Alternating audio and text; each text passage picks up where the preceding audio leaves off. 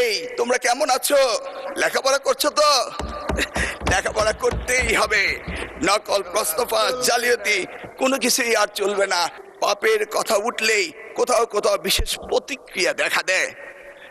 আমরা দেখেছি কারো কারো শরীরে জ্বালা ধরে, কিন্তু কেউ কেউ শুনতে না চাইলো। আমরা কি পাপের কথা ভুলে যাব? চাইলে কি সব ভুলে যায়? মিস্টার স্পিকার, আমরা সবাই জানি কিছু পাপ আছে যার কোনো ক্ষমা হয় না, যদিও না ক্ষতিগ্রস্তরা সেই ক্ষমা না করে দেন যেটা আমাদের পবিত্র কোরআন শরীফে রয়েছে।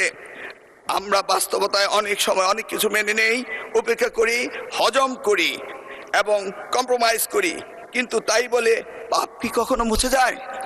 উত্তর একটাই, পাপ কখনো মুছে যায় না। সত্যটা হলো, এই জাতির ইতিহাসে সবচেয়ে বড় পাপের ঘটনাটি ঘটেছিল 1971 সালে। 54 বছর পরও জাতি তা ভুলে যায়নি। তার প্রমাণ 2026 সালের 12 ফেব্রুয়ারি আজকের এই মহান সংসদে আমরা এসেছি।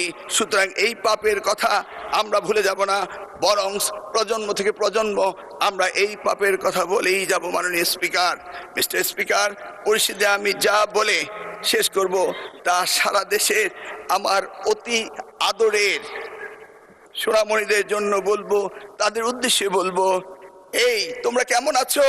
লেখাপড়া করছো তো? লেখাপড়া করতেই হবে। নকল, প্রশ্নফাঁস, জালিয়াতি কোনো কিছুই আর চলবে না। মিস্টার স্পিকার, আপনাকে ধন্যবাদ, আমি সময়ের মধ্যে শেষ করতে পেরেছি। আল্লাহ হাফেজ।